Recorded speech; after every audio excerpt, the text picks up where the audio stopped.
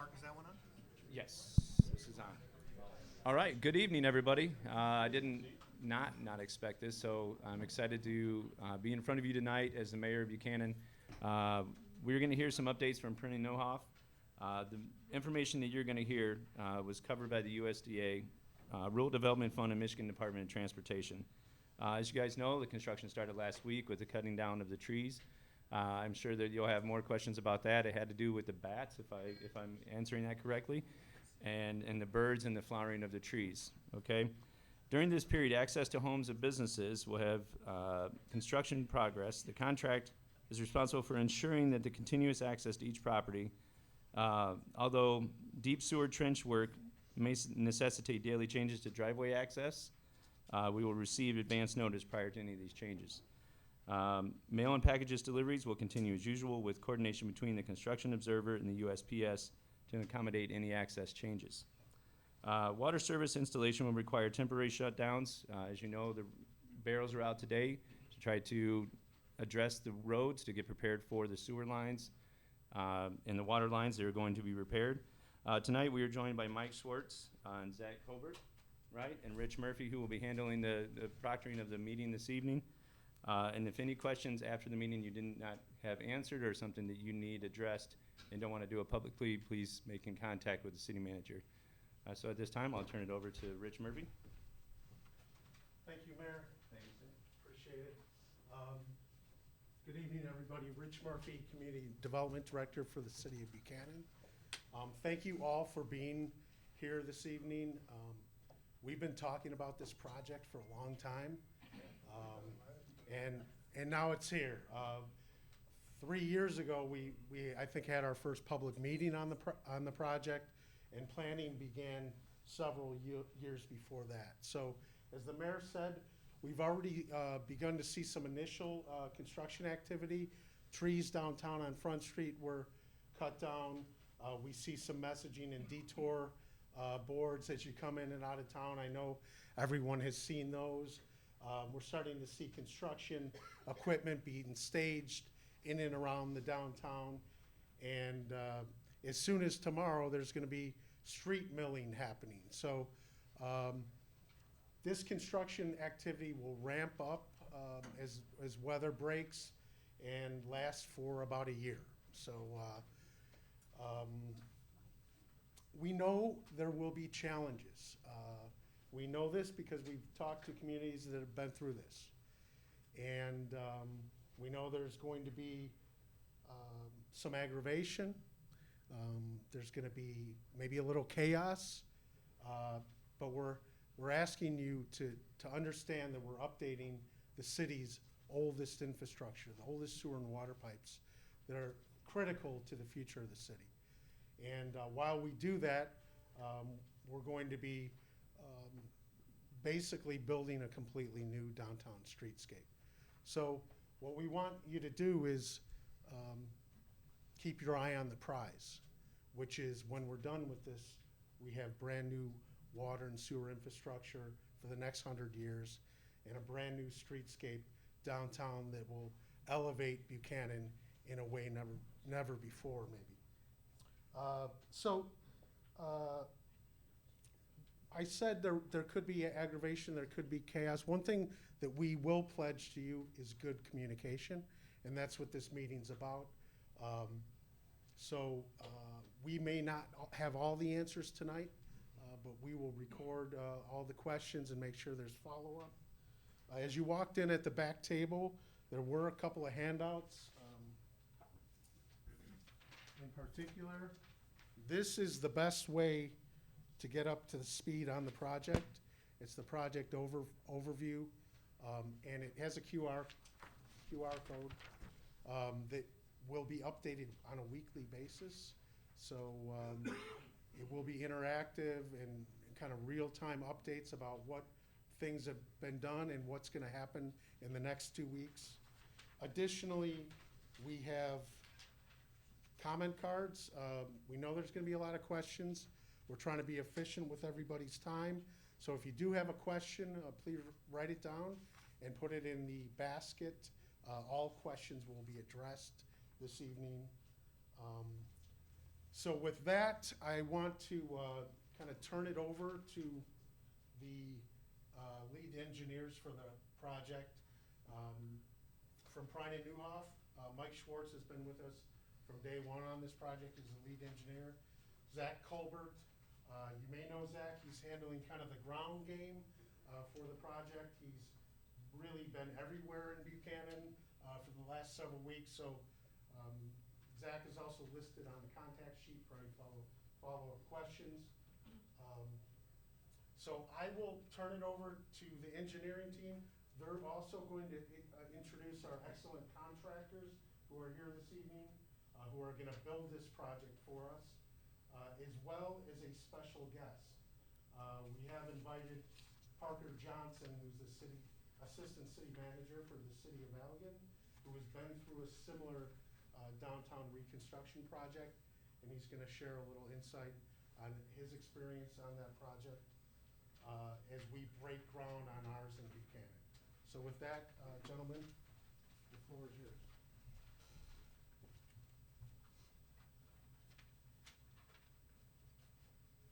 Good evening, everybody. I'm Mike Schwartz from Prine and Newhoff, and I'd like to thank everybody for coming out tonight. This is fabulous that we have this many people here. So up on the board is a quick agenda. We will keep this meeting probably at the 10,000-foot level, hopefully answer the vast majority of all the questions. If you have a very specific question, I would like to have that discussed outside of this. So when somebody asks, like, when can I get in out in my driveway at 1, 2, 3 days? I do not know that answer tonight. So that will be, so if it's very specific, we can talk about after that, after the meeting, and have other further questions on that. But we'll keep it more at the 10,000-foot level. I will go over probably about the 8 most common questions that everybody probably already has through this meeting. But before I get into all of that, as Rich mentioned, we do have a guest tonight from the city of Allegan, so Parker Johnson. I'm just going to invite him up first to kind of talk how this, his experience has been through a project like this. Yep. Good evening, everybody. Thank you for having me here. Like was mentioned, my name is Parker Johnson. I'm the assistant city manager for the city of Allegan, and we went through a very, very similar process in the year of 2023. It was a year-long project. It was originally scheduled to be a 2-year project, but our engineer of record, Marsh Consultants, and the local contractor, Milbacher and Sons, were able to combine what was going to be a pretty hefty 2-year project into one. So we kind of just ripped the Band-Aid off and redid several core streets of our downtown. We've still got yet some to go that we're going to tackle pretty soon here. Like I said, everything that I've kind of gathered, it mirrors very similarly what we experienced. It's kind of taken me back a couple years when I was sitting in a room at City Hall that looked a lot like this, with turnout, I'm sure, of a mix of business owners and residents combined. Where I live in Allegan is right downtown. The street right in front of my house was not ripped up, but it was certainly shut down at times. Traffic was rerouted. I am married to a business owner who has a street right on our main street, Locust Street, whose street was ripped up right in front of her store. So I've kind of got multiple different perspectives from the municipality level, a business owner, and a resident living downtown too. So yeah, like it was mentioned also, it's not going to be easy. There's going to be a lot of push and pull and struggle. However, as someone out of City Hall, my favorite thing was when I would have a business owner or a resident call me or stop in at City Hall and just ask questions.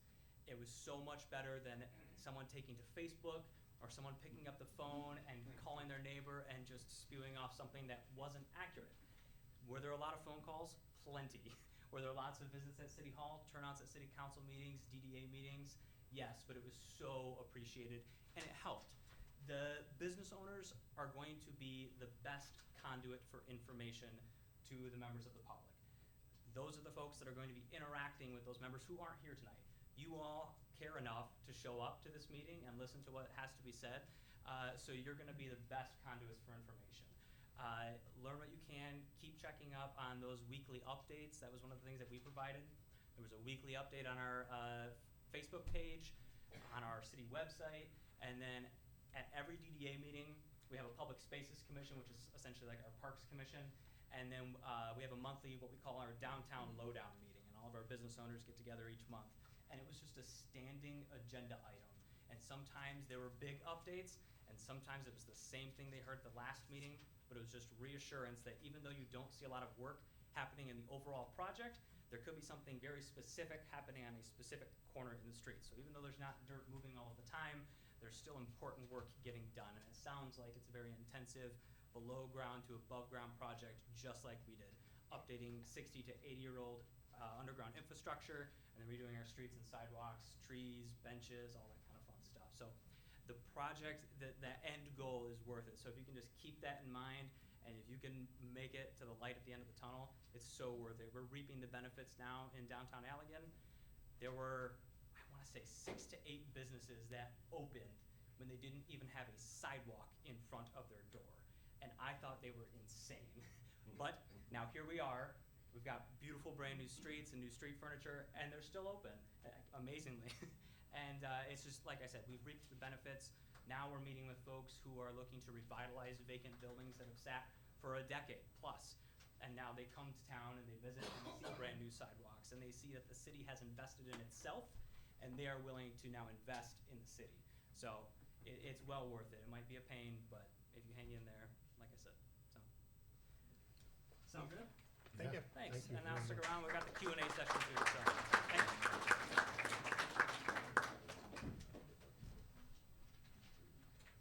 Thank you, Parker. And similar stories down in the village of Vicksburg. They just went through the exact same thing, almost the same era. Jim Mallory would have the exact same stories, revitalize the entire downtown, things of that nature. So it is, once again, he would say almost the same thing. It was a crappy year. It was a struggle. There was challenges. But after that year, they did the same thing, crammed 2 years into 1 year. Pretty much what's happening here too. It's gonna be rough, but and we've told that to the council that, it's an inconvenience. It's gonna be a rough year, and there's gonna be things going on that some people are not gonna be happy with sometimes. But we will work through this and keep his communications going as best everybody can. So I'd like to, at this point, to introduce the team. So the city of Buchanan is obviously the owner of this project. They are your council. They've been instrumental on this project since, I think we started looking at stuff like this in 2013. So this project's been in the discussions for 12 years now. So it had really started in high level design in 2019, and then we all know what happened in 2020. So this project has been out there for quite some time. There's been lots of discussions. Been through a couple city managers, a couple councils, but it's keep moving forward. So the city of Buchanan is very instrumental on this whole project.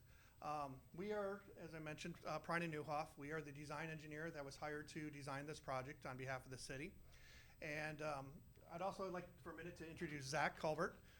Most of you probably have already met him, and hopefully if you have not, you will have his information when you leave. He is kind of my boots on the ground that's here every day, talking to people, watching the contractors, keeping track of things. So if you haven't met Zach, I highly encourage you to do that. But I'm assuming actually there's a good chance many of you have already met him over the past 2 weeks. And then we have 2 contractors on the project. We have K&R out of Grand Rapids. They are doing probably about 3/4 of this project. They are doing pretty much everything outside of Front Street. Kalen Construction here is doing Front Street. So it actually is a couple contracts, mostly because of funding purposes. So as was mentioned earlier, there's a couple funding sources. But we do have both contractors here. I see Mike here from Kalen and Jake here from K&R. Not expecting them to really have much discussion here during this presentation, but if you have some questions afterwards, feel free to talk to them too on that. So this is primarily your team, the 2 contractors and ourselves acting as liaisons for the city on this project.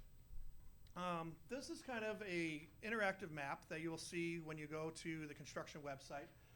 The color, kind of the shaded reds and the stuff, is the infrastructure being installed throughout the city. So we will be highlighting that in different colors when it gets completed, so we can kind of track, and the residents can kind of see what has been completed and where they are working at right now. But we are doing, starting at the wastewater treatment plant in the northeast corner and moving down 3rd Street to the downtown, and then kind of what I always consider this like 8-block area, kind of the core downtown is what I keep calling it, but I know it's not 8 blocks. It's what I keep calling it. So, so that is kind of the project area. Highlighted in that, it will be a map that gets updated regularly as the contractors are moving forward to kind of show where their completions are. Like to just talk a few minutes about timeline, because that's what everybody is really curious about. It was kind of mentioned that this is about a 1-year project.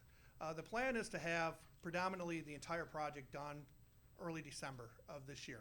There will be some stuff that carries over to next spring, whether it's some restoration, a piece of sidewalk, this little that, this something. There will be some stuff that carries over. But the intent is to have, in essence, the whole project look as complete as possible. Pavement down, roads done, curbs, sidewalks, driveways, the whole thing, all done this year. So it's a very aggressive schedule. That's why they're already started now. You all saw that some trees came down. Once again, that was actually because of the federal requirements to have the bats, trees down, that we know there's no bats in those trees, but can't take trees down after April 1st. So they all got down, taken down early on there. So you started seeing a lot more cones and barricades and traffic control set up recently. So the first picture in the top right, the milling area. So there's a mill machine that has been brought into the city that is going to basically pulverize the roads to turn those into gravel so they can start working on this. It's going to probably be what I understand today, it's changed a little bit, but it's going to be probably a 2-stage area. They're not going to do 100% of that tomorrow. They will kind of try to keep some up for a few weeks and to maintain some of the traffic through there. But it is basically going to start showing you where pretty much the stuff out at Front Street. Front Street at this point is not intended to be milled for a while. But everything outside of Front Street of the project is going to start looking more like a gravel road that will be maintained through the course of the project. By Wednesday, though, Redbud will be closed from basically this intersection, 3rd Street, to Front Street. Yes, you can get through 3rd Street. Yes, you can get through Front Street. But you will not be able to generally get in from Point City Hall South to Front Street. We know that you've all seen the detours. We know that it's pretty wide out there. We know on typically day 1, people try to figure out what they can do, and it's absolutely awful. When the contractors get out there, day 2 gets a little better. People are like, I can get up to here, I can turn here, and the locals start figuring that out. By day 3 and 4, the locals pretty much know where the contractors are and not even paying attention to the detour. We get that. We understand that's what's going to happen. And I probably expect that exact same thing happening. People are going to come up to 3rd Street here, need to go to the gym. They'll just turn left. They need to go right. They'll go over to Short Street, turn down, and zigzag down and around. I already see that happening. So I know we've tried the detour. It's been tested for a day. That was a great test when the trees all came down. So we know there's some issues. We've talked to the schools. We know Liberty Street is a mess for a block. So, but we understand not everybody's going to use that. It's mostly for the truck traffic, the out-of-town people. But you will know when we do not want you in the project area. There will be full-blown barricades across the thing. There will be markers. You might get around that very first one that can get you up to that area. But when we do not want you in the project area, you will definitely know that you will not be going in this area. There's an over-under right now of how many Amazon trucks will get stuck in the project area because they went around the barricades. Right now it's 3. We'll see how many Amazon trucks get stuck. So, I mean, people will try to do that. But we try to tell you, when we do not want you in an area, do not come into that area. This will be one of those areas that is probably going to be for quite some period of time. It's probably several months that Redbud will not be accessible in that stretch because they are doing a lot of water main, storm sewer, sanitary. There's a lot of stuff going on there. We've also talked to, like, you see that little piece of Dewey Street going there. We've talked to the daycare. Those people that have their kids there, they know how to get in and out. We have had many communications on how to do that. So we are talking to all the business owners, how to get them into access to different locations, how to get around certain things, when can they have access to it, when they can't, to help communicate that moving forward. Front Street, that's probably the big question that a lot of people are wondering about the schedule on that. As of right now, it's about the first, second week of May, Front Street is going to go under construction. When I say that, Front Street is, if you kind of picture that, is going to be done more in 2 phases. Kind of from Redbud to Days, and then from Days to Main. The reason is there's a creek that goes through there. So basically the infrastructure gets split. So half the infrastructure goes to Redbud, half of it goes towards Main and Oak. So there is basically, you're going to see a lot of work happening in about a 2-block area on each side, and it will just happen for months. It seems like they will never leave that area, and it will feel that way. But they will be slowly moving. There is some very deep sewer. It is wet. Groundwater is pretty high, so it will be a slow-moving process. A lot of times you're like, well, when's the contractor going to be in front of me or doing something? You're going to see them coming. It's not like all of a sudden they're like, boom, they just jumped 1,000 foot and they're done. No, it'll be a slow-moving process. So, but we'll try to keep as much information available to people. We'll update the websites. And we'll talk a little bit more about communications too. Communications. It was mentioned a little bit. If you go to the City of Buchanan's website, there is a banner that will link you to Prine and Newhoff's site. On the Prine and Newhoff site, there is a thing of construction projects. Buchanan is one of those. That will have weekly updates on there, updated maps.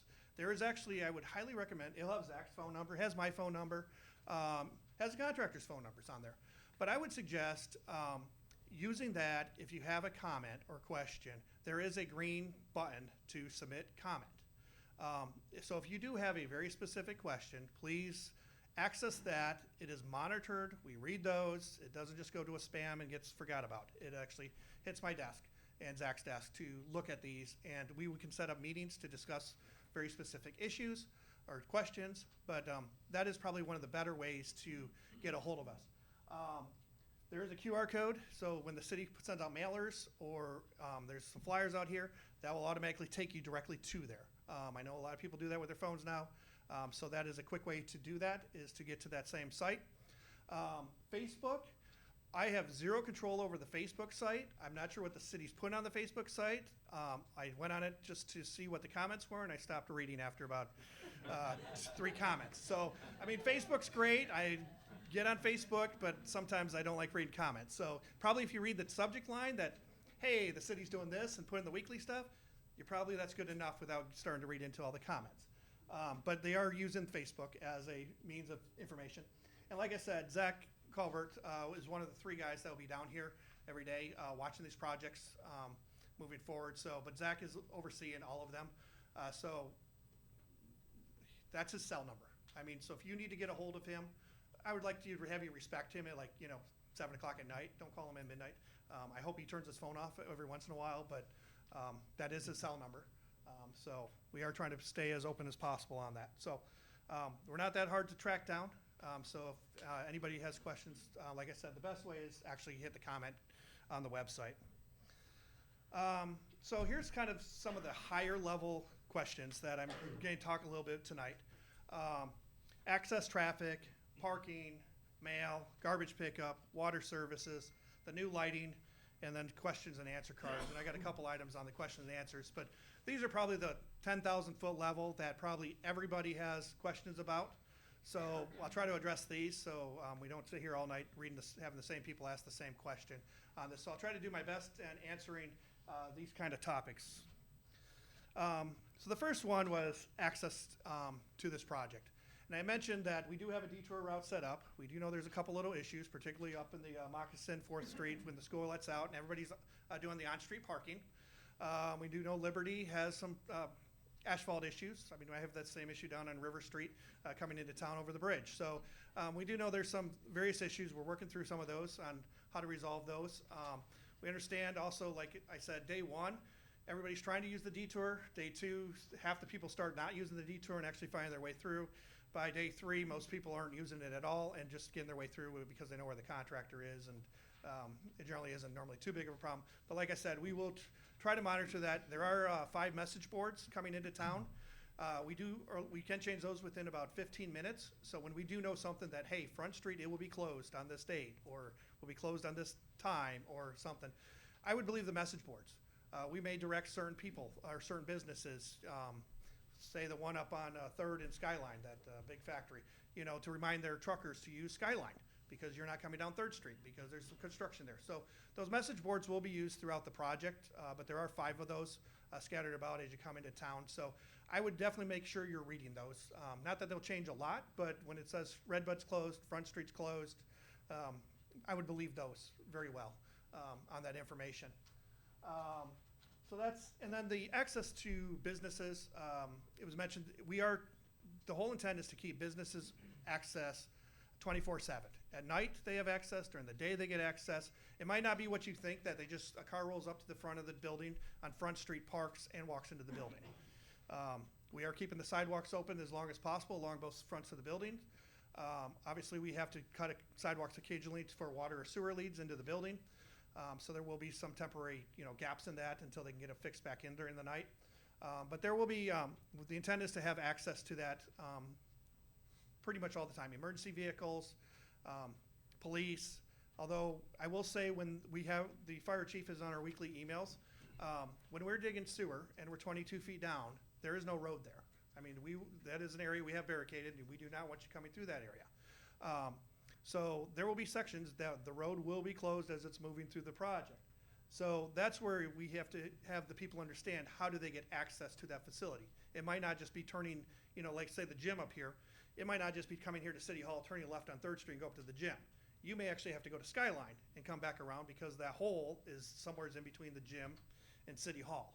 So there is typically a way to get to everybody all the time. It just might not be as convenient as one might hope for that facility. Parking. This has kind of been an interesting topic. So the city has been working on developing a parking map of areas outside the project area that are available for the public to park and for businesses to park. So this is going to be put up on the website for this. This is still being evolved a little bit, but this is the latest map that the city has put together for available parking in the general region. So the businesses might want to talk about directing certain people to certain parking lots to certain regions. So I will leave parking up at this point to defer to the city for further discussion as this moves forward. A couple of the other minor items, mail and garbage will continue as they are. We have no intentions of relocating like mailboxes to the end of a street and having a joint mailbox section. So mail and garbage will be continued. We are working with both those UPS and the garbage to make sure they know how to get access, particularly like for the businesses on Front Street. They have those big dumpsters out back. How do they get into that parking lot on whatever day is trash pickup? And that's one of my questions in a little bit, is make sure who is all your garbage pickups. Is it Republic, Michiana, who is it, and what days those are, just so we can make sure that Zach is aware of that, so the night before they know how to get into the place, so garbage can continue, things of that nature. So mail and garbage should generally not be hindered that much. Like I said, the Amazon guy may have some more problems. We're normally not trying to accommodate the Amazon guy that he can pull up to your front doorstep and drop off a package. He may have to walk, he may have some issues, and we're thinking 3 are gonna get stuck. So we'll see where that ends up. Trying to think. Hey, Mike, can I just make one little bit more detail on the parking map? Absolutely. If you can go back to that.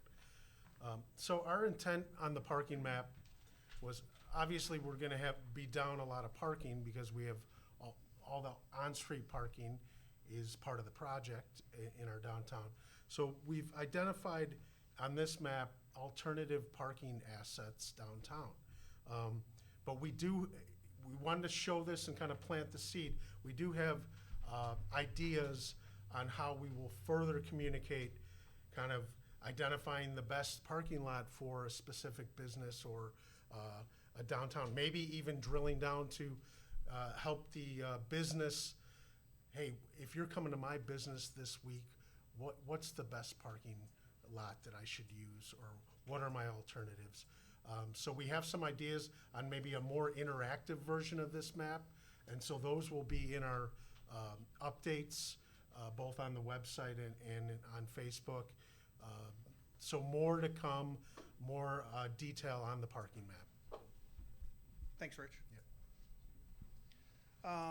Water services. I want to bring this up. I know several of you have probably seen many letters about galvanized services. Probably had DPW stop by your buildings, looked at water services, meters, different things of that nature. So as part of this project, if you're in the project area and you have a galvanized water service, that will be replaced with a piece of copper pipe. So that will be a individual service by service. So if you already have copper, the water service will not be replaced. It's the intent is by Eagle to have all galvanized replaced by 2041. So as we're moving through this project, we are replacing all the galvanized services within the project site. So we will be making sure that as the contractor's moving forward, that we do verify that, yes, you do have a galvanized, you let the contractor in. So also speaking about water main, a lot of this project has new water main construction. I should probably back up even a second, since I've been working on this project like 2013. Your infrastructure started back in about 1920. So you have a lot of infrastructure from the 1920s, 1930s, and you had a huge expansion with Clark and the whole area in the 1940s. So you actually have a lot of infrastructure pushing that 80 to 100 years old. That is what we're working on right now, is what's been driving a lot of this, this project. But with that, we are replacing a lot of water main through this whole project area. So with that, obviously, when we do that, switch over to the new water mains, there's likely a chance of 4 to 8 hours that that stretch may not have water because we have to connect the water mains to the new water mains. And then also at that same given time, after the water mains all connected and tested, we then have to connect individual services to that. So that's when the contractor will then tap the new main to go into the new house or reconnect your existing house or business over. And that generally takes 2 to 4 hours too. So there will be a couple times that, you know, we'll keep you well aware of when we're doing these shutoffs, when we're turning this water over, when we're moving this. But there will be a couple brief times that water will not be for your specific parcel or for a block or two of that area. So I just wanted to bring that up, that there will be some inconvenience periodically for the water systems. Hopefully we can minimize any boil water issues, but that is also a possibility sometimes when you lose pressure on the water systems. But we'll once again keep people advised of that information. The lighting topic, I hear this question a lot. This has been discussed for I think 5 years, probably longer than that, about the street lighting with the new streetscape and what this might look like. And they all shine into the second story of the buildings and all this type of stuff. So kind of describe the lighting a little bit. The current lighting is, I would call it more like a pop can with a bunch of LED bulbs, like a corn cob almost, that emits all this light. And not all those LEDs sit below the hood. So there's a hood system that's intended to direct the lighting down and not directed into the facility or the second story or something like that. So, and they're very bright white. So it's a very, color scheme is a very bright white. The new lighting system, the poles will look the same, the lighting mounts will look the same, but they are completely being rehabbed on that system. The light poles are actually all being taken down, redone, new lighting systems will be put inside there. The new ones will be actually a little bit more of a yellowish, more of a historic downtown, but not like that soft, really dingy yellow. And then they also have a different design. They still are LED, but they're more of a disc style. So it sits up in the hood, and so the hood will stop any of that deflection. The other thing is they're also, they call it asymmetric on the lighting. So it's actually designed, the LEDs are placed that more of the LEDs are designed to focus the light to the street and with very little to focus out towards the building.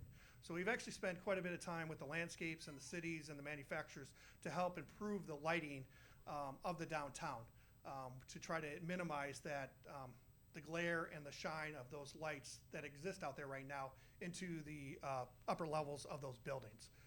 So I know that questions came out many times from many different groups about the lighting, so I just thought I'd bring that up on that. And let's see what else do I want to talk about on that. General questions and answers. There is some QA cards were at the front, but I do want to mention two things kind of under the question cards. If a business has some ideas of some improvements they would like to have done, and when I say that, it's like we've been approached by one of the businesses that they want to put a fire suppression system in because they want to remodel the building at some point. This is the time we probably want those people to talk to us about, hey, we need some improvements to our infrastructure that gets to our buildings. So fire suppression is a great example to talk about having we'll say a much bigger water line brought in to have a sprinkler system. So if that building gets remodeled, that is already in there and we don't have to go back and rip into the streets and sidewalks and such like that. The other item that we'd really like to know information about is if you currently have a sump pump and or roof drain tied to the storm system, we really would like to know that earlier than later, that you have a sump pump that's running 24/7. And Zach has already heard from several people. I would even go on the comments and say, hey, I live at XXX and I do have a sump pump that is going out to the project area. So those are some things we want to be aware of too. So we don't all of a sudden we go by, we chop that off, and the next thing we know is a basement's being flooded. So those are a couple things that we would like to know is, would like to do some improvements to your facility, that we could talk about on an individual basis. I'm not here to talk about that tonight, and I'm not here to, take a whole list of all your sump pumps and such at this point. But Zach will find some time to come out there, look at the information, figure out where it's leaving the building so we can mark that on our plan. So as the contractor's going by, we can handle stuff like that. So those are two of the, not exactly on slides, but kind of on my radar of things that where the public can help us make this a smooth project as things go forward as they're moving through the project site. With that, I think that's all my notes. Do we have a basket? Rich, did you say Yeah. that we're collecting Q&A I cards? don't know, do we have any questions? Do we have any, or anybody put any in? Does anybody have it? Sure. So I'm gonna be on, Front Street. I have, the cafe in town, and we get, 2 semis a week, that come for deliveries. The front's nice and easy flat. Going in the back way, there's, stairs. So what do you guys, suggest about that currently? It depends on what time of the project is, where they're at, but it's probably something we need a one-on-one discussion to understand, what days those are coming in. Are they coming in both on one single day? Is it on a weekend? Is it, some of those more specific questions, but we could answer that on a more individual basis. And then, with the new water lines coming in, anytime you guys crack into the main, is there a boil ordinance? Hopefully not, but there, depends on how long, what it is, type of pressure, but not for the services. When they actually do the services themselves, there's no boil water. Well, like doing like the main itself? The main itself, switching over, depends on how it's set up. So it depends on where the connections are, how they are. We're doing some insert valves that will not need to do that, minimize if we shut off any of the areas and stuff like that. So there's different aspects we're looking at and where that would occur. But we'll let you know in advance of when, if that would be necessary. Another question, when the roads actually start getting closed, and the access roads are open, like there's limited roads, this is kind of a question for the city too. Will I be able to put, my own signs directing, to like my restaurant? Like I picked up 5, A-frame, signs today, so anticipation. So I will tell you what my experience has been on that. We are not allowed to put those on our detour signs, our barricade signs, things of that nature. I have seen numerous businesses create those almost like the election signs that just have those little H frames and help direct people to that. I have seen that done, but without attaching them to the barricades, the stuff related to our project. Yeah, but it's not physically attached, can it be next to it? I will rephrase to answer that question at this time. The city has a sign ordinance on some of those things too, so is that even something that's? Yeah, I mean, we've talked about signage and as a topic. I think what we could do is bring this to one of our update meetings and Yeah. discuss it, maybe the best way to proceed. Yep. The one question card I got is, when will payment take place? How will you communicate? So payment will take place, depends on the course of the project. Generally, it will be at the end of the project.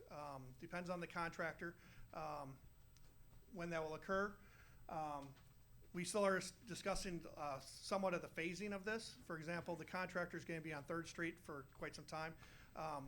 They're starting at, just a quick point, so they're starting at the wastewater treatment plant with sewer. They're coming up to City Hall. So we cross the first creek here at City Hall. The permits don't allow us to cross the creek until May 1. May 1. So basically, they're going to be that part with sewer up to May 1. May 1, we can cross the creek due to the fish. Gotta love federal issues. But in the meantime, they will also be doing water main, storm, and sanitary down Redbud. So, but once this section of 3rd Street is primarily all sewer. After that's done, that project is basically done.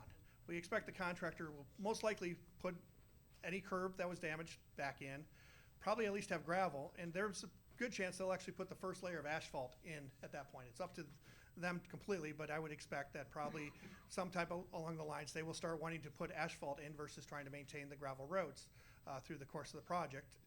Whether that top course goes in is a whole other story. They may just wait till the end of the project and do the whole thing from end to end of the asphalt. But generally, the paving will generally occur in the later portion of the year.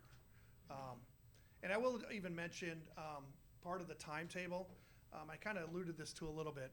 That 5-way intersection, that front, Redbud, Reinierson, when that project gets moving, probably right about that early May, that intersection is going to be not accessible, and that people are going to have to get all the way around that area, and that will be for a long time. There is a lot of stuff going on in that intersection.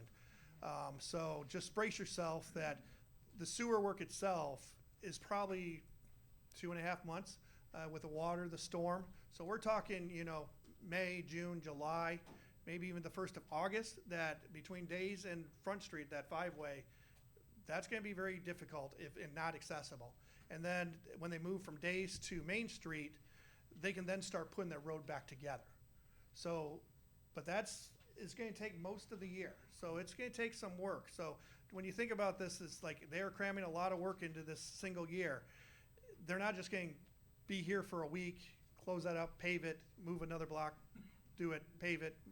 It's going to be more of a sequential process. So paving I expect to happen mostly in the fall for the project, although we expect the roads generally will be put back together. Hopefully to open up some areas to get traffic back through to help maintain businesses in the area.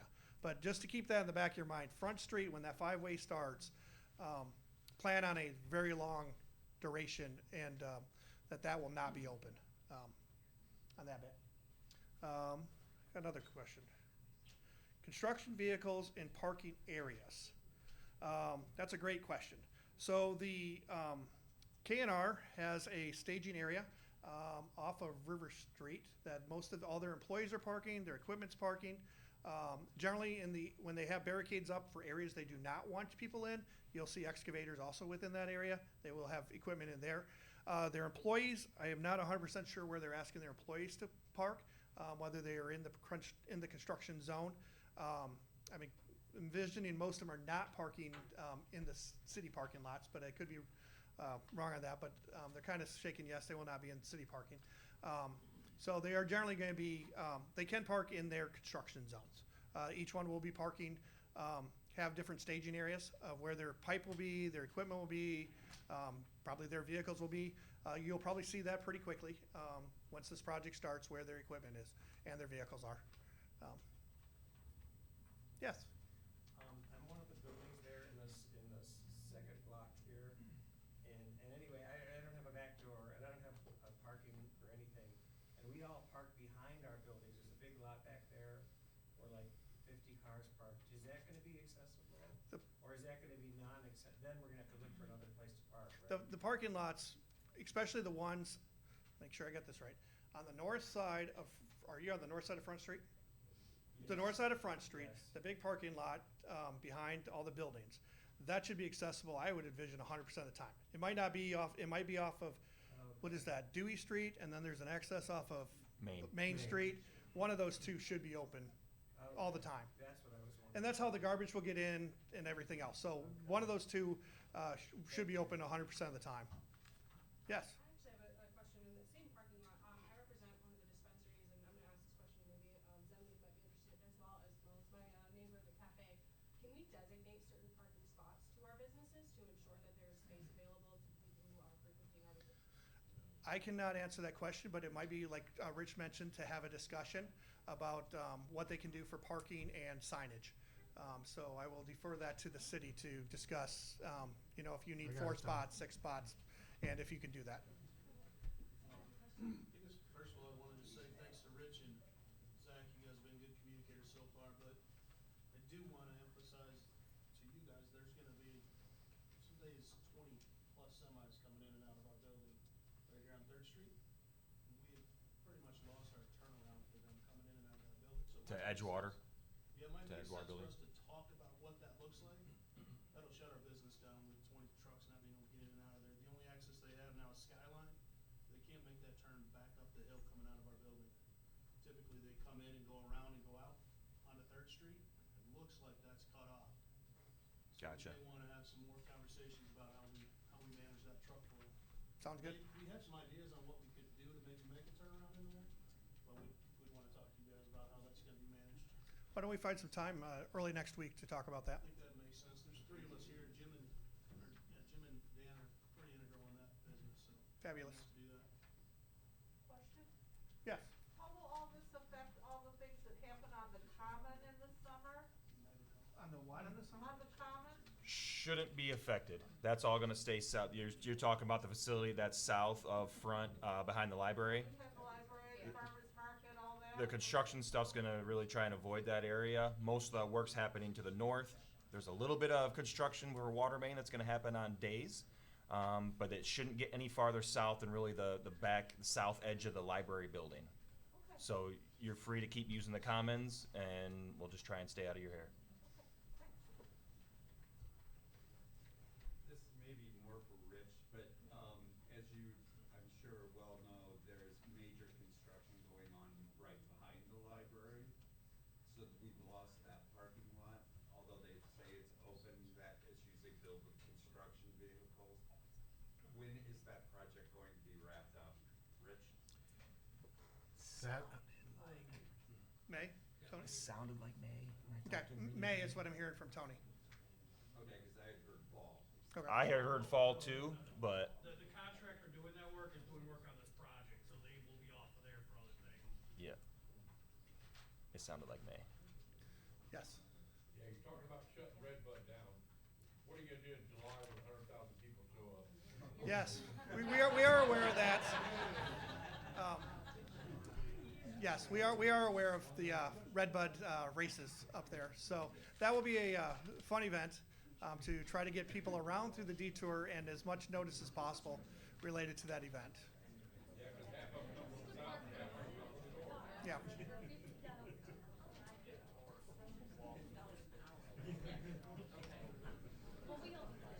Do we have any That's the national. other questions, or is? race.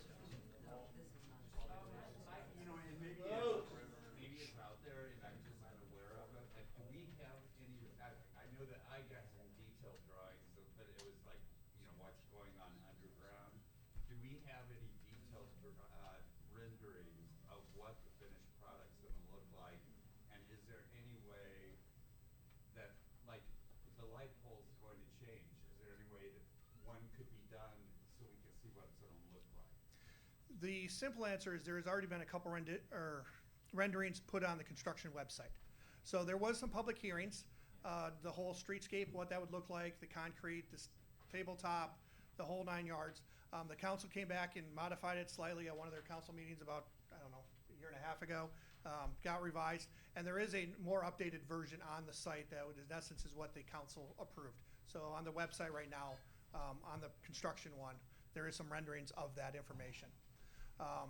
As for the lights, there is in the office here, there is a full lighting plan that shows the poles and where all the new pole locations are going. Just with that said, it is a completely new layout. So just because there's a pole at the current location, that pole may or may not be there anymore. It may be shifted for spacing and for better lighting of the downtown area. So there are some more poles being added. And there will also be some string lighting added as a crisscross above the downtown area too. So in regards to lighting, once you take all those poles down, is there gonna be any lighting downtown, or it's just gonna be That- dark? That is our discussion as we speak right now, is to discuss what we want for temporary lighting, whether that would be a generator, a wall pack, some string lighting. We are looking at exactly, can we do it from just a couple intersections, but that is actually in our discussions as we're talking about right now, but nothing is set in stone. But we are aware of that. We do want something, even though we understand that, yes, it's gonna be mostly summer, daylight's longer, but that's not good enough. We still need that, it's still dark out in the middle of the night. So we are looking at options right now for the temporary lighting. Generator, that throws up a huge red flag because we have all residences downtown. Yeah, we're looking at all sorts of stuff. But I heard Jim. Let me not say generator. There are also going to be dewatering generators that are going to be running as well during construction due to the water table. So there will be generators in town. We don't know where those are going to be located, but that's for the dewatering pumps. Just to give you all a heads up that there will be generators running 24/7 downtown. Well, not worry about this, but I worry. I mean, given that you're going down so deep and downtown does this, do we need to worry about water in our basements? Because there has been issues. No. Yes. Especially during the project, we shouldn't have any water issues, because those dewatering pumps are gonna lower the water table through the whole area. So once they're done, once they've cracked open and they've got those dewatering pumps running, the whole water table downtown will lower below their working area. So even if it rains, those pumps will take that water right out wherever the Yeah. So- construction is. Just a question on, we're talking potentially having some 4 to 8 hour periods where we wouldn't have water. We'll have some notice for that barring anything that just randomly happens.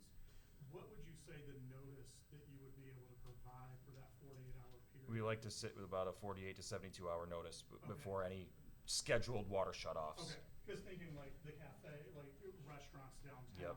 Yeah. That they can let their patrons know with some advance notice. And we can help try to schedule that with the contractor. We do have weekly meetings with them to help talk about exactly those type items.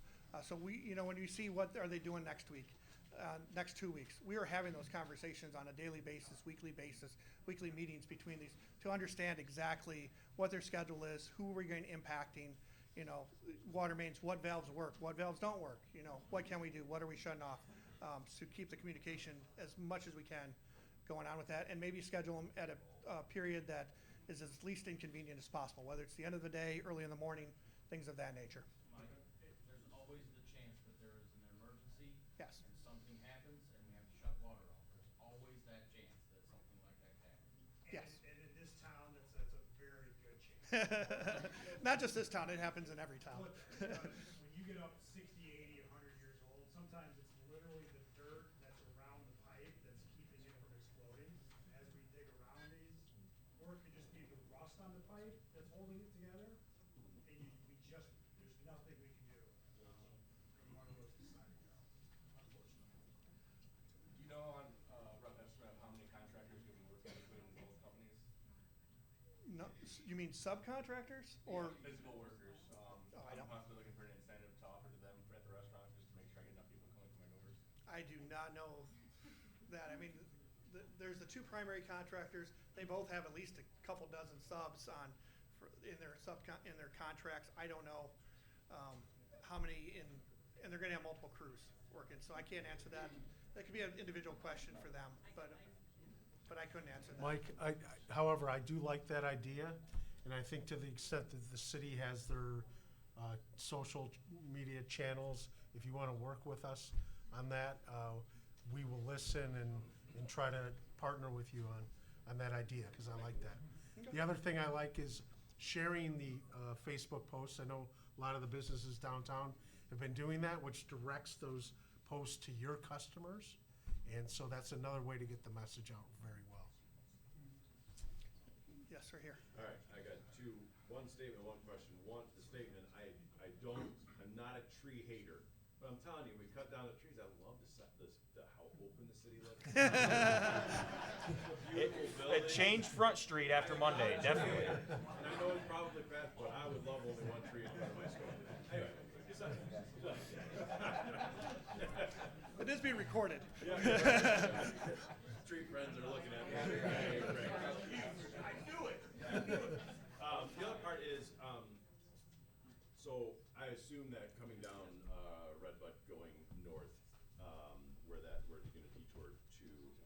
Chicago Street.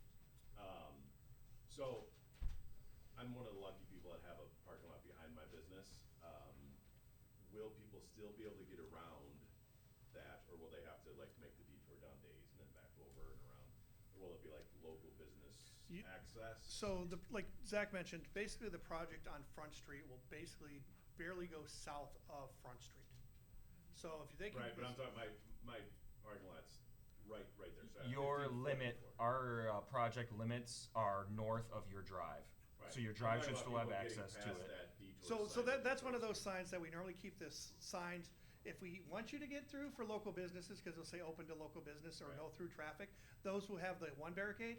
When we don't want you, so once you get past your driveway, you will have a whole. Perfect. And you'll thing of see a parking. difference. You'll definitely see a hard barrier of like 3 of those signs Yeah. completely blocking the road, or you'll see the Or you'll see farther one that back. says, open to through, or open to businesses or something that's not, road closed with, you'll know where you can and can't go pretty quick. And just for the record, 5 sump pumps in my basement. And they all go out to the back and not to front, so fabulous. Yes. Can I ask you a question about accessibility for people with disabilities? I'm from the library, and we do have a parking lot behind us, and so it's not about access to the library, because we know we'll be able to get those people in. But I've had some comments from patrons who use a lot of the downtown businesses who are concerned about during the project, will they be able to use a motorized wheelchair? Will they be able to use, will they be able to get in and out? So I'm just curious if you have So anything to say about that. the simple answer is yes. There is a pedestrian plan that was part of the construction plans to accommodate that. So it is, once again, maybe a little fluid, but it was looked at to be ADA compliant with that. And also the 5 feet of, leaving the 5 feet of sidewalk up next to the buildings, that's kind of help facilitate that. I know some businesses do have back doors, but those back doors go downstairs, they're steep stairs, so that's the idea of keeping the front access, because that's usually the more ADA accessible locations. Yes, sir. Where's the city gonna have its parades? Have the cities have its Where what? is the city going to have its parades? Parades. So, Yes. I think I can answer that. go ahead. Zach and I have talked, and right now with Front Street being shut off like it's going to be, we are thinking about using Oak Street as a staging area for the Memorial Day parade, that is. That's what I'm talking about here. Using that for our Memorial Day parade, but we are going to make a decision on that. The American Legion is gonna make a decision on that, probably Thursday, whether to hold that or not. The parade itself, we'll do our program out in the cemetery, but we're gonna make a decision, because Marvin Pruitt needs to know what people, or who's gonna come into town. So, but it would be the Oak Street up, Front Street, we could stage up and down that street, kind of block it off. And if we had floats and whatever else we have, cars, whatever, and then use the fire department parking lot also. That's what we discussed, so. That's for Memorial Day. So yes, parades will still go, they just might shift where they're actually doing the parade. These are great questions. Yes. How are you going to communicate? I use dial-a-ride a lot. So They have to come to you, will you contact them? How are you gonna communicate? with Dial-A-Ride directly. Yeah. We will add them to our list to make sure they're aware of what's going on. And then they will be responsible for talking to us. So I'm not, forgive me for not knowing how Dial-A-Ride works for individual. So do you call Dial-A-Ride for pickup for personal, so if you have a doctor's appointment or something like that? I see the exact same thing still happening. You still call Dial-A-Ride. I live on Oak Street. Well, you're in luck. Oak Street will barely be touched, so you're in good shape. Cross my fingers. But it should still work the same way. You call Dial-A-Ride, Dial-A-Ride will I find. would like for you to call the office in Niles. Why- And speak with, I can do that. okay. Zach will be on top of this. And like I said, communication works great to call Zach, but please respect him after 6 o'clock, because that is his cell number. 7, 6. I don't know. What time do you like get called at night? I don't know. I like your thought. For me, the last question I have would just be, is there an element of anticipated damage to some of the buildings? So once the sidewalks start coming up and changed, like I have a building from 1869, something like that. So you're dealing with very old buildings, ground shaking in front of them. Yep. So So part of this project is we do have vibration monitoring being installed in several of these buildings to help monitor that. Typically, the buildings, like the sidewalk adjacent to them, all get saw cut, so they don't, so like when they, maybe the sidewalk was poured and it blended into the brick face or something. It should be saw cut along that edge, so that way when that sidewalk comes, it gets pulled off, it doesn't pull the building. But they are very familiar with doing downtown projects to protect those. We have a ton of photos. Just for your knowledge, this project has been taped and videotaped so many times of pre-construction videos of to verify, pre-damages, driveways, windows, doorways. We have tens of thousands of videos, photos to help document that type of stuff. And I will mention on claims, most likely, probably 99% of anybody that thinks there's some damage, we probably already know about it because our construction observers are watching this stuff as everything's going on with their subcontractors and the contractors. So it's very rare that I would find out that's, hey, this happened without us actually even knowing about that. Not to say if you have something that you want to bring to our attention, please do that. We assume everybody here is honest and aren't just, calling up and saying, hey, my driveway broke and we see grass growing through the cracks. It happens. So I'm just stating that. So we do have a lot of photos. Call the city or Zach, put a comment in about if you think there has been some damage. I will say the number one is a concrete driveway at the edge of the road behind the curb says, hey, my concrete got broke. There's probably a good chance, but there's probably a 99% chance that whole driveway is being replaced as part of the project anyways. So even if it got cracked or chipped because they put the water main across, it's already being replaced in the first place. So, but do let us know. But like I said, probably 99% of them, I probably already know about them without anybody telling us, because our inspector guys are recording that on a daily basis, along with photos, pre, post. I mean, it's crazy on the amount of data nowadays that is available at our fingertips to check out stuff like that. So, yes. I have one question. I also live in Buchanan. I volunteer at the library. I was wondering what's gonna do. Well, I didn't quite hear what you said about the dispensaries with the front sidewalks being tore up. How is people like me supposed to get in there? At the front sidewalks all tore up from the front of the business. So, with that said, the intent of this whole project is generally during the course of construction, and I will keep this in vague terms, but basically 5 foot in front of the building, the 5 foot sidewalks on both sides, is in essence to be maintained for the whole length of this project.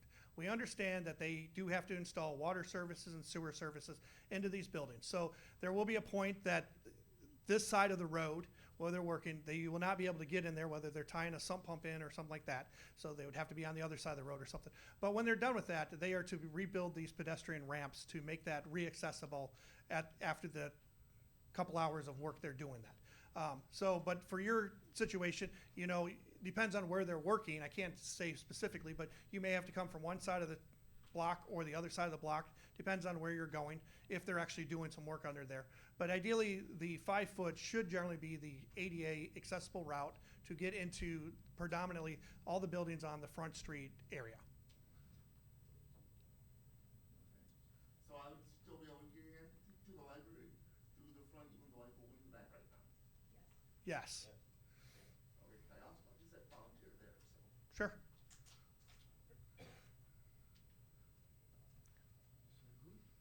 It looks like we have one more question. All right, one more, and then looks like we're wrapping these up. Right behind this building here.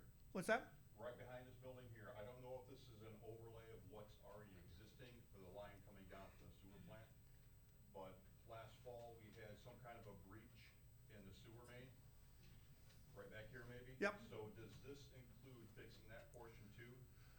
So the old sewer You probably noticed some tree clearing up along 3rd Street if you go past the gym on the left side.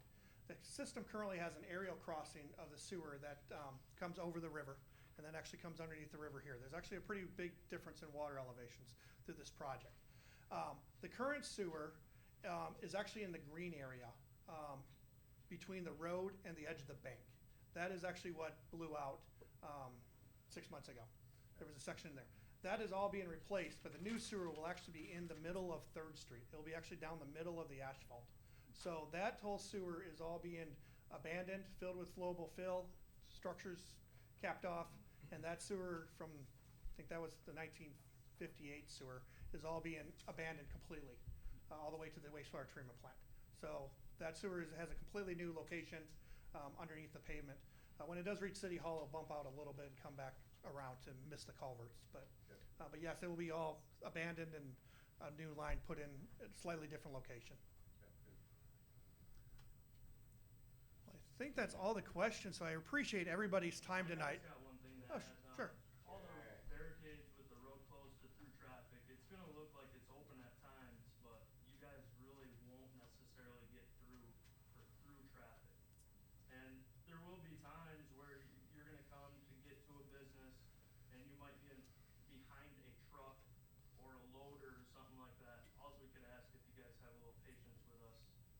You will be able to get through, but that truck might have to get loaded before he can pull ahead because he can't back up when you're right behind him. So that type of stuff will make the job go a lot smoother, which hopefully will increase speed of the project to get it done in a good amount of time. So appreciate it. Once again, thank you all for your time tonight, and enjoy the rest of the evening. Thank you. Thank you.